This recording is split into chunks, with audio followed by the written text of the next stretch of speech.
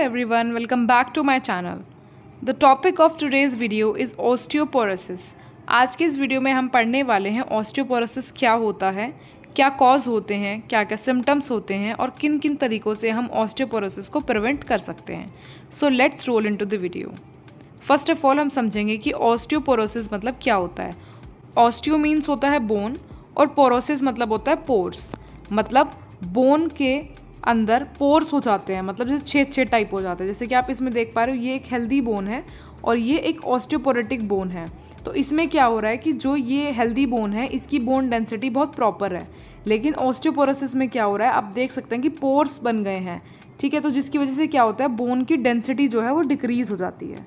Next, it is a condition in which bone become weak and brittle. मतलब जो bone है osteoporosis में वो वीक हो जाती हैं और ब्रिटल हो जाती हैं. ब्रिटल मतलब जो बहुत आसानी से टूट जाए. The body constantly absorb and replace bone tissue, but with osteoporosis new bone creation does not keep up with old bone removal.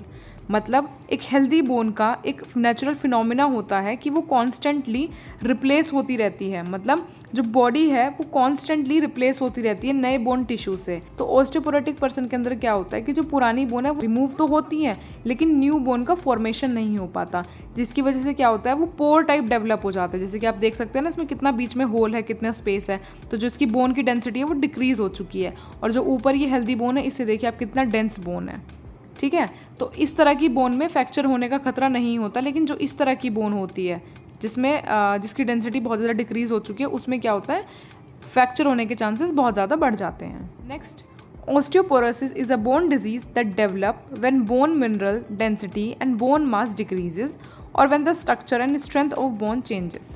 मतलब जैसे कि मैंने अभी आपको बताया कि जो ओस्टियोपोरोसिस है वो एक बोन डिजीज़ है जो कि कब होता है जब बोन का मिनरल डेंसिटी जो है वो डिक्रीज़ हो जाता है, बोन का मास डिक्रीज़ हो जाता है. उसकी वजह से क्या होता है जो हमारी बोन की स्ट्रेंथ है वो वीक हो जाती है. Next, this can leads to a decrease in a bone strength that can increase the risk of fractures. मतलब जो मैंने बताया कि बोन की मिनरल डेंसिटी वीक हो जाएगी, बोन की स्ट्रेंथ वीक हो जाएगी, बोन मास वीक हो जाएगा.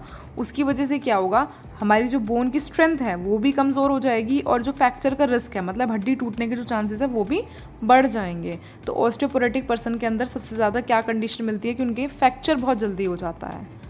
Next, osteoporosis is a silent disease because you typically do not have symptoms and you may not know even you have the disease until you break a bone. मतलब जो osteoporosis disease है वो एक silent disease है. इसका जब तक नहीं पता चल सकता, इसका कोई सिम्टम नहीं है as such, इसका तब तक नहीं पता चल पाएगा जब तक कोई आपकी बोन टूट ना जाए, ईजिली ब्रेक ना हो जाए. वो कैसे होगी वो हम अभी आगे पढ़ेंगे. Next, osteoporosis is the major cause of fracture in postmenopausal women and in older men.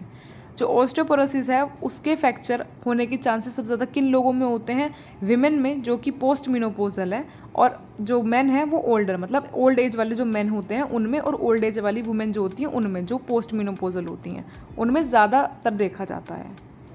Fracture can occur in any bone but happen most often in bone of hip, vertebra, in the spine and wrist.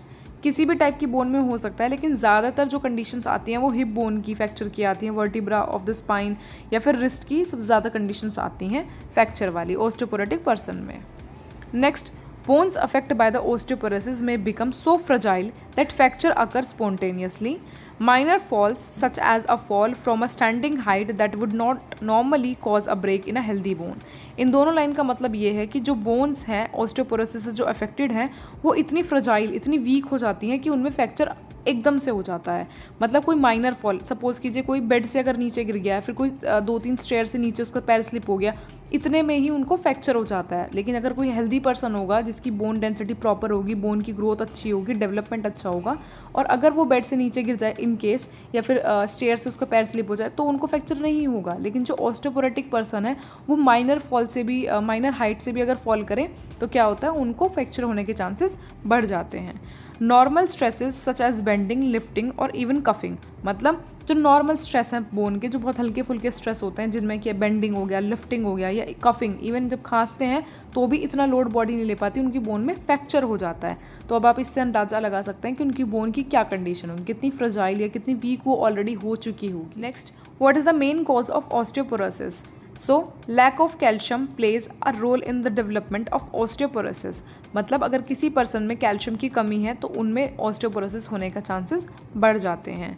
Low calcium intake contributes to diminished bone density, early bone loss and an increase risk of fracture. अगर किसी person में calcium की कमी है तो उससे क्या क्या हो सकता है, बोन डेंसिटी कम हो सकती है, अर्ली बोन लॉस हो सकता है और फ्रैक्चर का रिस्क भी इंक्रीज हो जाता है। अगर हम बाकी कॉजेज़ की बात करें तो उसमें आते हैं जेंडर।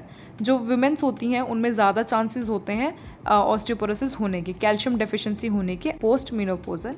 नेक्स्ट एज की बात करें तो चाहे मेन हो चाहे विमेन हो, अगर ओल्ड एज का पर्सन है तो उनमें भी ऑस्टियोपोरोसिस होने की फैमिली हिस्ट्री, मतलब अगर कभी किसी पर्सन की फैमिली में ऑलरेडी किसी को ऑस्टियोपोरोसिस हुआ है तो जेनेटिकली भी ऑस्टियोपोरोसिस होने के चांसेस बढ़ जाते हैं।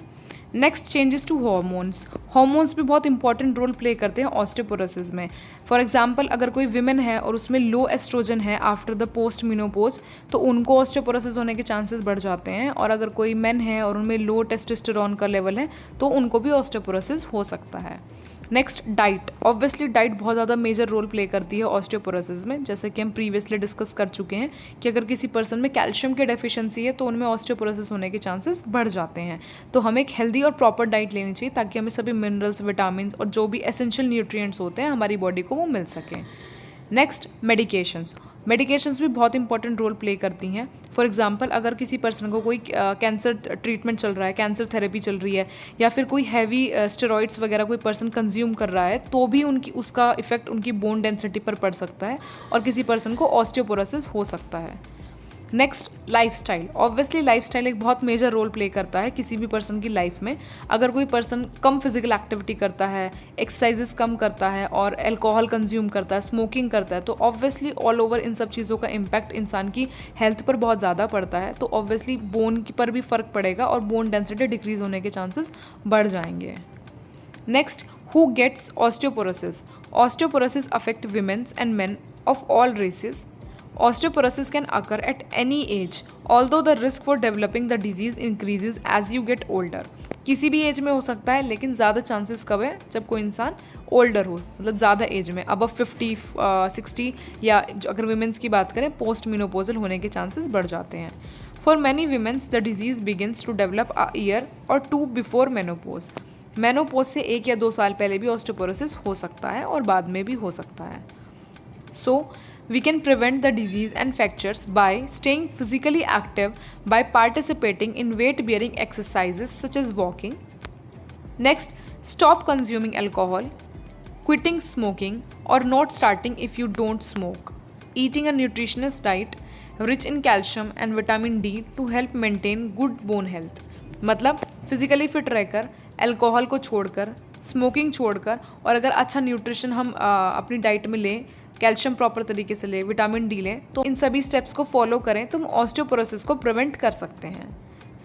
इस वीडियो में हमने जाना ऑस्टियोपोरोसिस क्या होता है, किन वजह से हो सकता है, सिम्टम क्या क्या हैं, किन एज ग्रुप को सबसे ज़्यादा टारगेट करता है और किस तरह से हम प्रिवेंट कर सकते हैं। फर्दर वीडियो में हम जानेंगे कि हम इसे डायग्नोस कैसे करते हैं।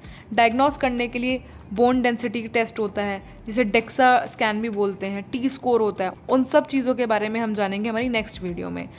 So stay tune. That's all about this video. I hope you understood the topic quite well. But still, if you guys have any doubt, you can comment me below.